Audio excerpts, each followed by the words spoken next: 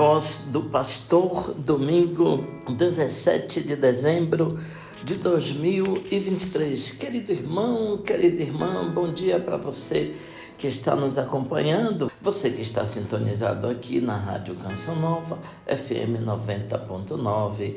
Nós espalhamos o amor de Deus pelo ar. Que alegria chegar até você, que é de Vitória da Conquista e cidades vizinhas, através deste programa que é a voz do pastor. Acolho também você ouvinte que está nos acompanhando pela Rede Canção Nova de Rádio, através da internet por todo o Brasil e no mundo inteiro, também pelos aplicativos da Rádio Canção Nova. Seja muito bem-vindo. Eu sou Dom Josafá Menezes da Silva, arcebispo metropolitano aqui em Vitória da Conquista, na Bahia, chegando até você nesta manhã de domingo, dia do Senhor, para refletirmos a palavra de Deus. Hoje são 17 de dezembro de 2023, estamos no terceiro domingo do tempo do Advento. Antes de lermos o Evangelho, é interessante uma explicação litúrgica. O tempo do Advento, ouvinte, é composto por 4 domingos. Os nomes tradicionais de cada um desses domingos são retirados das primeiras palavras da antífona inicial da missa. O primeiro domingo do Advento, por exemplo, tem a seguinte antífona: a vós elevo a minha alma. Portanto, o domingo se chama A Vós Elevo. O segundo domingo, Povo de Sião. É assim que começa a antífona e nós podíamos chamar este domingo de Povo de Sião. O terceiro domingo, este que nós estamos celebrando, é conhecido pelo nome latim Gaudete, quer dizer alegrai-vos. E o quarto domingo, Orate, derramem os céus, os orvalhos e justiça. Então, nós estamos no domingo da alegria, porque o tema também da alegria domina as leituras, as orações e toda a simbologia da celebração. O padre e o diácono podem usar o paramento de cor rosa, deixando parcialmente o roxo para os outros domingos e os dias da semana do restante do Advento. A primeira oração da missa, conhecida como coleta, recolhe as intenções dos fiéis e dá o tom de alegria. Dai chegarmos às alegrias da salvação e celebrá-las sempre com intenso júbilo na solene liturgia. Portanto, ouvinte, o domingo da alegria, ou em latim, domingo Gaudete. Escutemos agora a proclamação do Evangelho de Jesus Cristo segundo São João, capítulo 1, versículo do 6 a 8, e versículos do 19 ao 18. Surgiu um homem enviado por Deus, seu nome era João. Ele veio como testemunha para dar testemunho da luz, para que todos chegassem à fé por meio dele. Ele não era a luz, mas veio para dar testemunho da luz. Este foi o testemunho de João quando os judeus enviaram de Jerusalém sacerdotes e levitas para perguntar: quem és tu? João confessou e não negou. Confessou: eu não sou o Messias. Eles perguntaram: quem és então? És tu Elias? João respondeu: não sou. Eles perguntaram: és o profeta? Ele respondeu: não. Perguntaram então: quem és afinal? Temos que levar uma resposta para aqueles que nos enviaram. O que dizes de ti mesmo? João declarou: eu sou a voz que grita no deserto, aplanai o caminho do Senhor, conforme disse o profeta Isaías. Ora, os que tinham sido enviados pertenciam aos fariseus e gritaram: Por que então andas batizando, se não és o Messias, nem Elias, nem o profeta? João respondeu: eu batizo com água, mas no meio de vós está aquele que vós não conheceis e que vem depois de mim. Eu não mereço desamarrar a correia de suas sandálias. Isso aconteceu em Betânia, além do Jordão, onde João estava batizando. Palavra da salvação. Ouvinte, comentemos um pouco o trecho do Evangelho que acabamos de escutar. O terceiro domingo do tempo do Advento é dedicado a João Batista.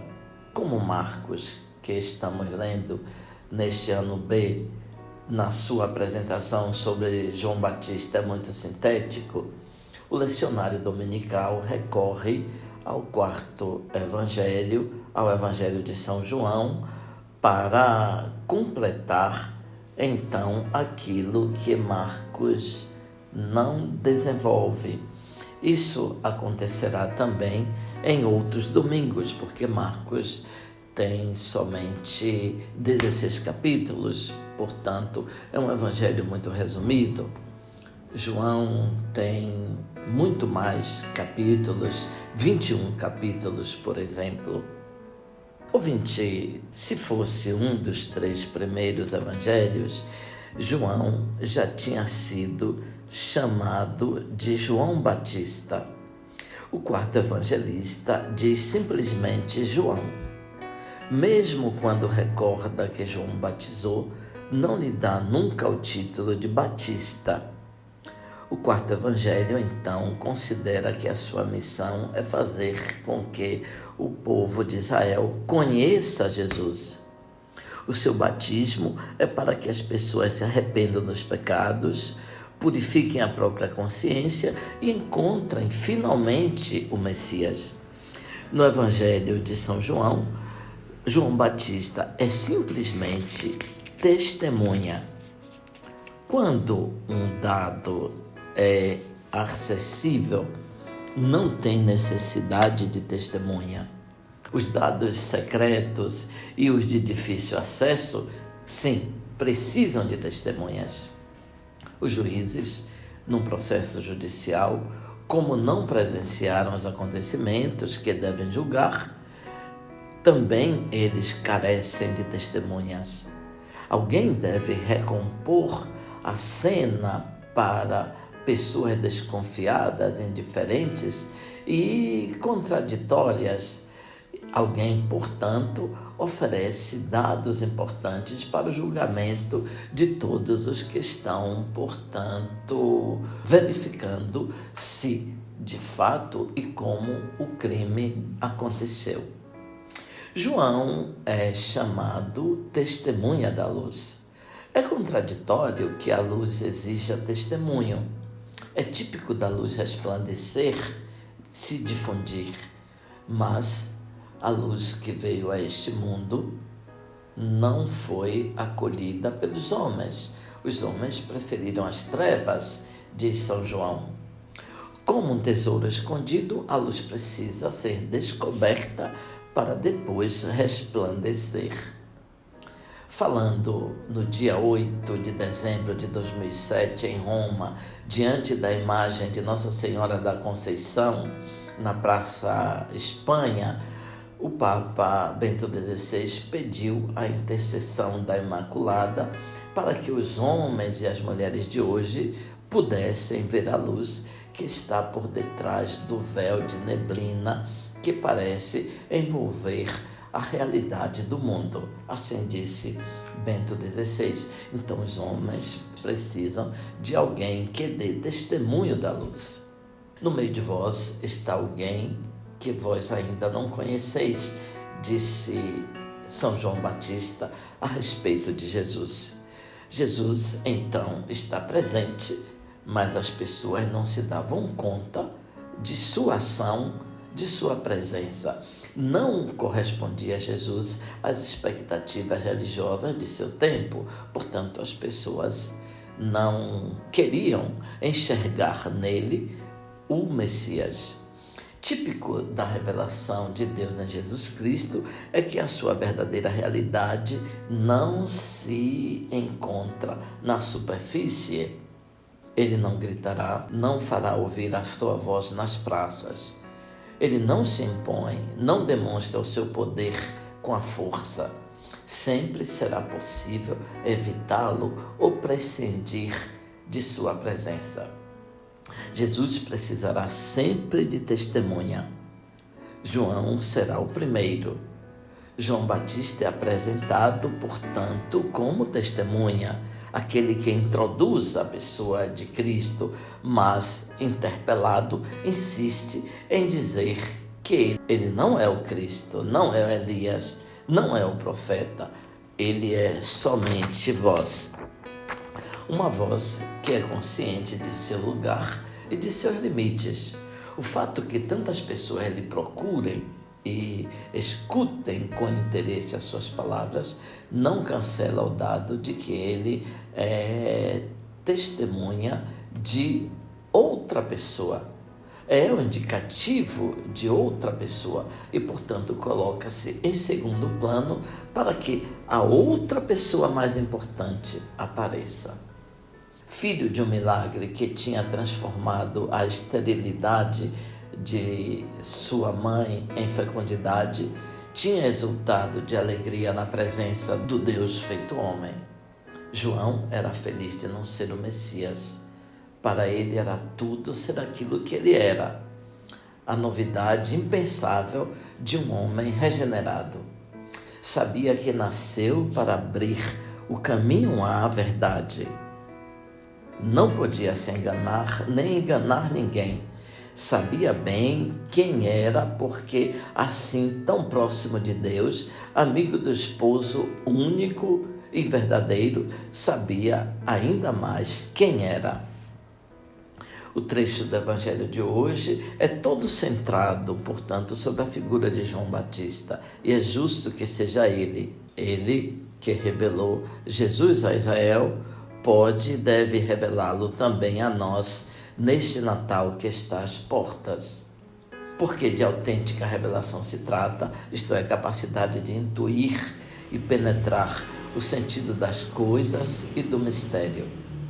Diferentemente, pode acontecer também a nós o que João reprovava nos judeus que vieram interrogá-lo. No meio de vós está alguém que vós não conheceis. Nós podemos cantar as canções de Natal e visitar o presépio, mas não teremos uma fé luminosa. Também nós não conseguimos ver Jesus que retorna no meio de nós. Cristo nunca teve acolhimento fácil entre os homens. As pessoas se enganam no decifrar a fisionomia mais verdadeira e autêntica, como os cidadãos de Nazaré e os inquisidores de Jerusalém que chegaram para ter com João Batista. Alguns querem um Cristo poderoso e operador de milagres. Existem os que querem um Cristo revolucionário, um homem bom e pacífico que permaneça na penumbra das igrejas e deixe o mundo e as praças para os demagogos e agitadores políticos. Não terminou a história das deformações de Jesus de Nazaré. Jesus, ao invés, é o ungido, aquele enviado por Deus para salvar os pobres, a quem ninguém pensa, a libertar os escravos e prisioneiros, os que giram o mundo com o coração ferido. A advertência que o testemunho do Batista põe continua a ser atual. Nós podemos perder o Deus tão desejado e esperado desde muito tempo, somente porque não o reconhecemos em nosso meio. Se Deus se manifestou em um homem fraco e necessitado, como cada um de nós, como todos os homens que encontramos na nossa vida, por que não decifrar no gesto de cada pessoa, no sorriso ou em uma ação boa? Por que não encontrar, portanto, na pessoa humana o mesmo Deus que se faz homem.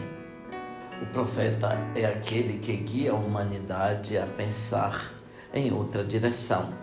As respostas de João são sábias e extraordinárias para dizer quem somos, para nos definir. Somos conduzidos a acrescentar e elencar informações, títulos de estudos, notícias e realizações. João Batista faz exatamente o contrário, se define por subtração e por 3 vezes responde: eu não sou Cristo, eu não sou Elias, eu não sou o profeta. João abandona cada uma das identidades prestigiosas para retornar ao núcleo fundamental de sua própria vida e o reencontra por subtração e por expoliação. Eu sou a voz que grita, somente vós. A palavra é outro. O meu segredo está além de mim. Eu sou alguém que tem Deus na voz. Sou filho de Adão, que tem Deus no respiro. O específico da identidade de João, isto é, aquilo que qualifica a sua pessoa, é aquela parte do divino que sempre compõe o humano. Podemos perder aquele que mais nós desejamos. João está sempre aqui para nos advertir. No meio de vós está aquele que vós não conheceis. Nunca foi fácil perceber a presença e a ação de Jesus. Rezemos sem cessar, como diz São Paulo na segunda leitura, para obtermos os dons da salvação que ansiamos neste e em todos os outros natais. Antes da bênção, ouvinte, começando o mês de dezembro, pensamos logo no Natal de Jesus.